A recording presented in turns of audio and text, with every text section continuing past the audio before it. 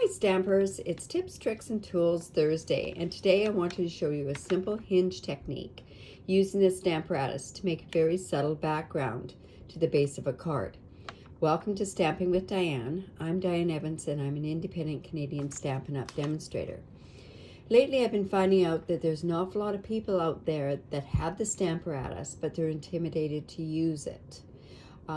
So I'm hoping to take those fears away and show you various uses with the Stamparatus over the next few months.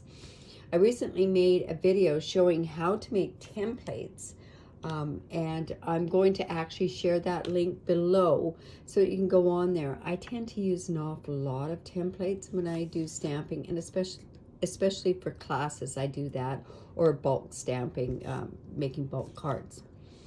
So did you realize that the Stamparatus actually can do this very evenly? It can put a stamp and it's evenly spaced, it's straight, everything else. So that's what I want to do. I want to show you how we're going to do this. Now we're not going to use these types of stamps. We're actually going to use from this Ladybug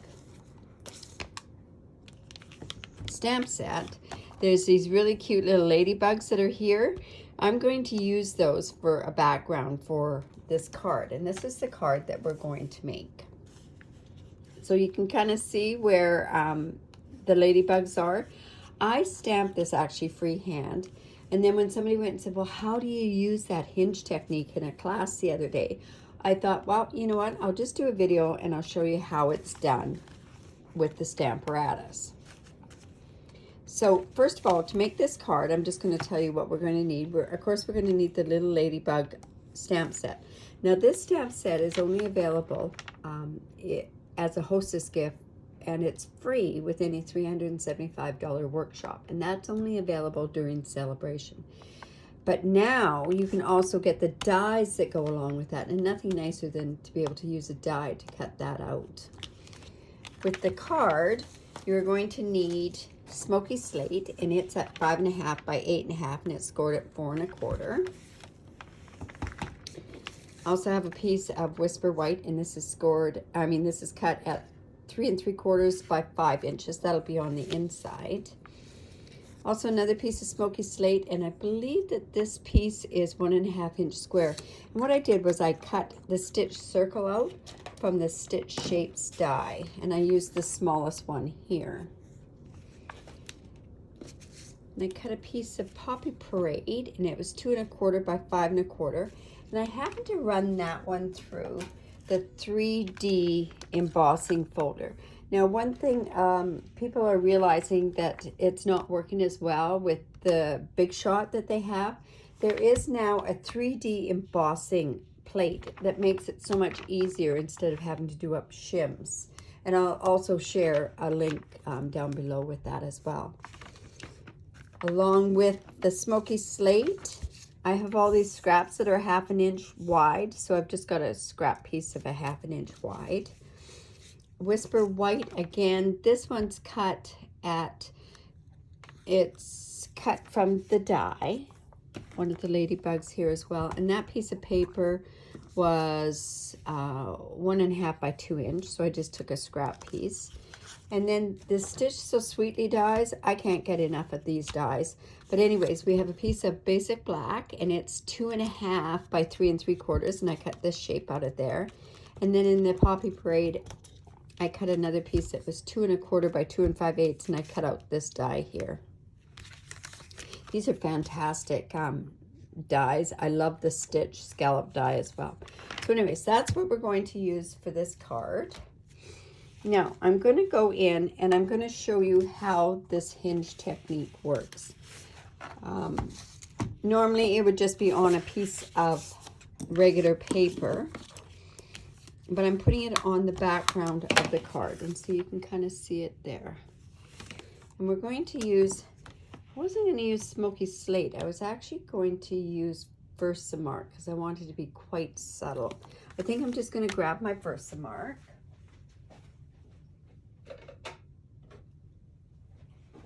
And we're just going to stamp this. So I'm just going to lay this right here, I've gone ahead and marked this. And here is, put it on there. Now, in order to get your position, what I do is I take, and I'm just going to show you roughly with another die in here, how I figure out where I'm going to put it. Is I would just take this like this, and I would put it like that. Let's put it down here just so that I can show you on this particular one. And then I just pick up the stamp like that, and that's how I'm going to use it. But anyways, I've already put the position for these ladybugs on there.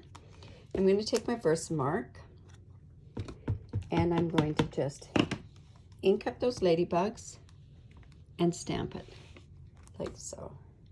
Now it's very, very subtle. Then what you do is you take your plate and pick it up and do it perpendicular and move it down 1, 2. And let's ink that up again. Where did my ink go? There we go. And just ink that up there. And again, we're going to just lift this up, move it down 2. Whoops, that was only 1.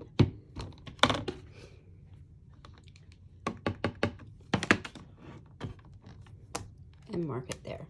Now the best way to actually get this when you're stamping this is to put a stamp pad down there. Now I wanted it to kind of go in between here as well.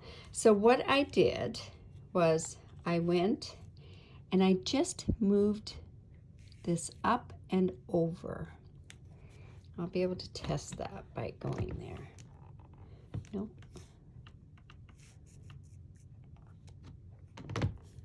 There we go. So I just moved where this was going to go, and I wanted the stamps to go down on this side.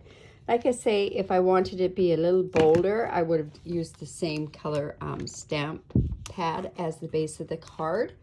But I wanted it to be even more subtle than that. Lift it straight up, go down 2 spots, and then we're going to ink it again. So we've got the one side of the card.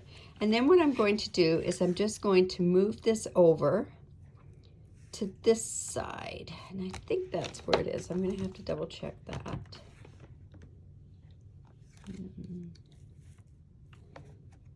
Don't want it even. So there we go. I'm going to move it there. I think that's where I want it. I'll just double check by putting it right in the middle there. Okay. And then we'll just ink that up with the Versamark as well.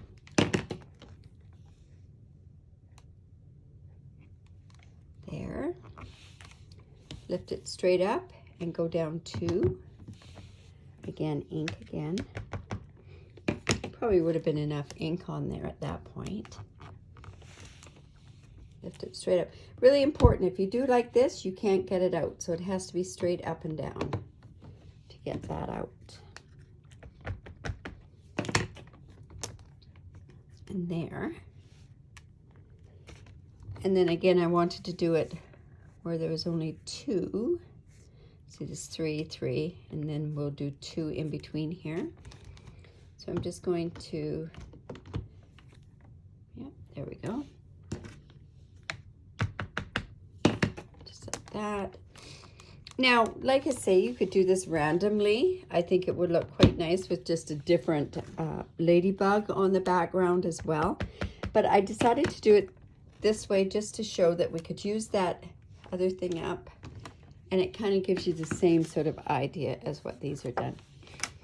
So there's the base of our card, and I know it looks like I have nothing in the middle, but actually that piece of the Poppy Parade is going to go in the middle there. All right, so we've got that. Like I said, I took my piece, the 2 1/4 inch Poppy Parade by the 5 1/4, and I ran it through the corrugated embossing folder. It's very, very deep when it does emboss it, and I found that it did kind of cut into the paper. So when you take it off the embossing folder, it's really important that you take it off very, very carefully. this is an embossed item, so I am going to put it on with tear tape, because if I use the snail, it's not going to stick as well. So we're just going to just put that on there, and another piece on here as well.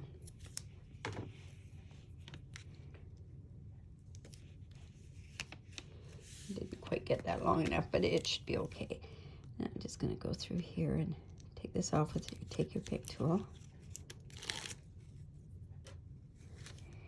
I guess we could also put this up with dimensionals. I just thought that would add too much dimension to it. Dimensionals are really good on the back of embossing folders as well. Oops. Oh, it's getting stuck there. Okay.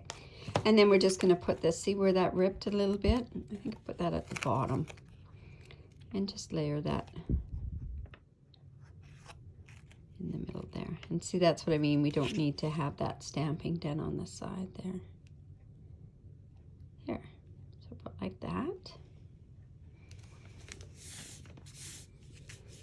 Okay, and because I already have that stamp out, that ladybug stamp out, I think what I'll do is I'll put it down lower, and I'll stamp that on the bottom of this card.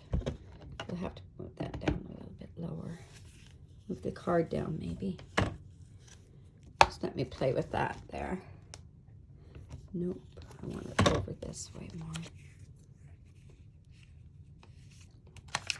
I could have just taken it off. It probably would have been easier to just take it off of the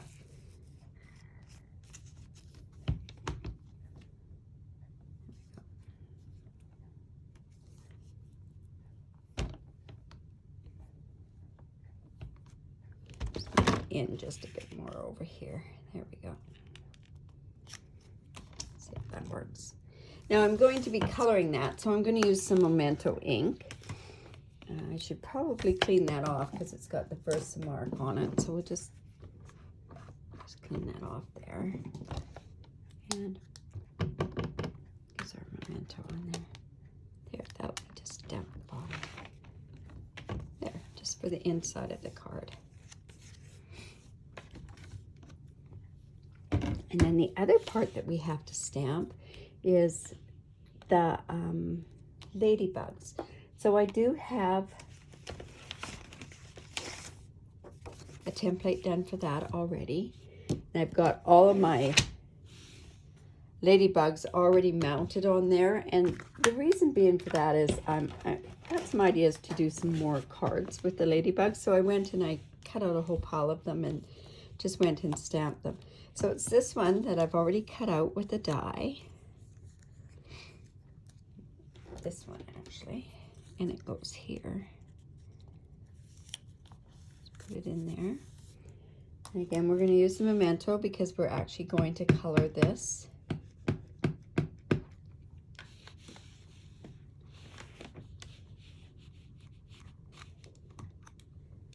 Oh, I wanted a little darker, so I'll just add some more on there.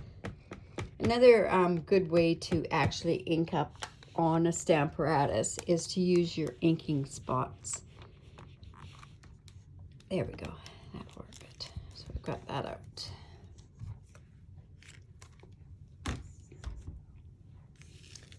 So I'm going to go, and for the sake of this video, I'd already colored the ladybug, and of course I can't find it on this desk now. Well, that's fine. We'll go ahead and color it. So what I've done is I've actually used light and dark Poppy Parade. I've used light Petal Pink and light Crumb Cake. So I've just gone ahead and just laid down the Poppy Parade here.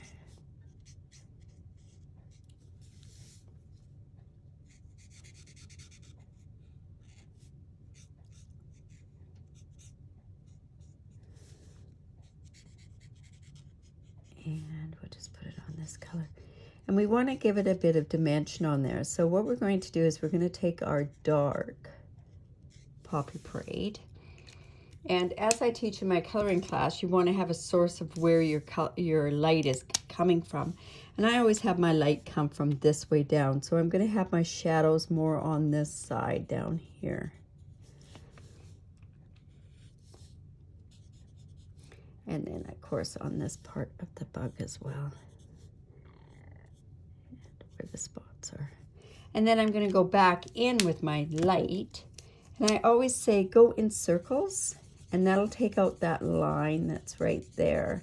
And that's what you're doing by actually blending your colors. And that you don't want to see that definition, but you want to be able to see the shadowing done. And that's how these blends just work so beautiful with those. And then for the face, I used the light petal pink. And I went in with the crumb cake and gave that same shadowing because my light is coming from that way as well. And then went back in over top with the light petal pink.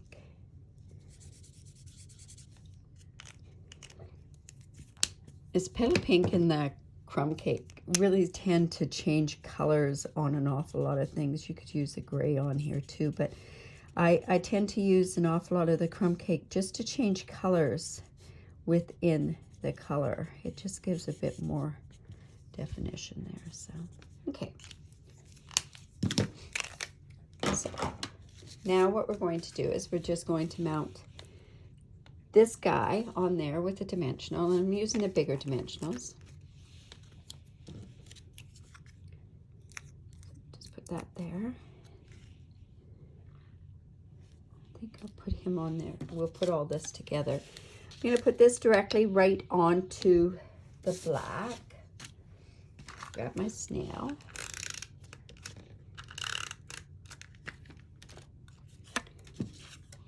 Oops, put that there. And on here, I'm going to put the dimensionals, one there and one on this side. And then that way it's going to be on opposite sides of the corrugated spot that we did. I'm going to put my kind of off-centering this circle about there because I can take the ladybug and put her about there. And that kind of gives you the evenness on that card. Now what we're going to do is we're going to take our memento, and I've mounted the stamp sets. It's like, hey lady, happy birthday. Or you could go, hey lady, I think there's a thanks in here too. Yeah, thank you. But I'm gonna go, hey lady, happy birthday. So I've just got them mounted onto a block, and I'll take my memento ink.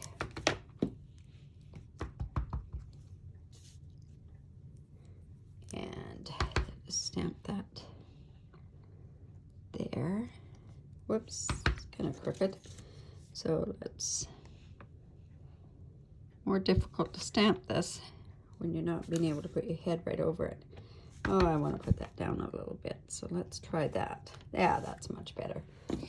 And then I have the happy birthday as well. And I'm not sure where that's lying on the stamp. So we'll just try it there. Like I say, these are all the scraps off of my card layers. So if I have a card layer that's 4 by 5 1/4, I cut the pieces first. So I would go and cut the 1/2 inch off on both ways. And then I've got millions of these pieces like this, and I try to use them in my cards. So I'm just going to trim that off there. And we'll trim that a little closer there. And I'm also going to pop those up. And I think, yeah, I've got some of these that are just part ones here. So let's see, it's the Hey Lady one we can put on there.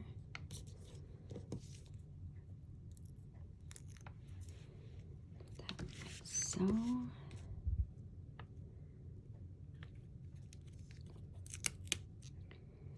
And then the happy birthday. Let's see how that goes. Yeah, and we can just put a dimensional on either side of that one as well.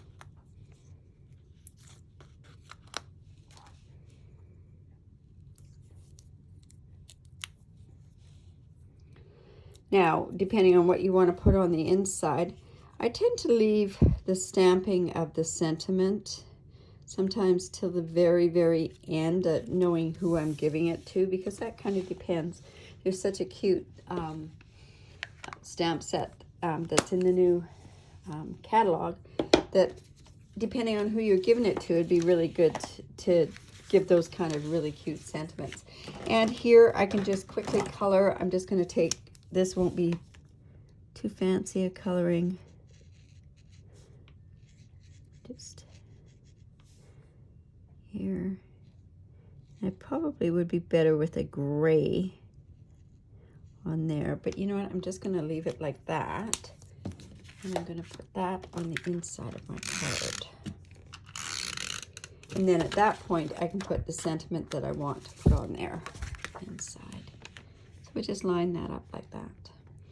So I hope that helped show you. It wasn't really the best example of showing you how to do this hinge stamping, but it gives you an idea that you just don't have to do it with words that are just like this. Because I could have done like happy in between all of these too, because the stamps that I particularly have, I could have done it that way, or I could have done happy on this side. There's so many different ways that you can do it, but like I say, I showed you a different way that you could do it with just figures instead of doing them randomly, especially when they're in a line. You kind of want them to be straight. So like I say, I hope that helped you with some hinge. We'll be doing some more hinge stamping as we go along. So if you do need any of these supplies and you live in Canada, I'd love to be your demonstrator. You can shop online. I do have a hostess code that you could use. If you do use the hostess code, I have a tutorial that I'm giving away for every online order. And this month it's on Celebrate the celebrations, and there's instructions for 17 different items on there. Leave a comment below. Let me know what you think. Also, there is a subscribe button if you're on my YouTube channel or viewing this on my YouTube channel. There is a subscribe button down there. Please subscribe. I really do appreciate it. Thanks for stopping by. Bye for now.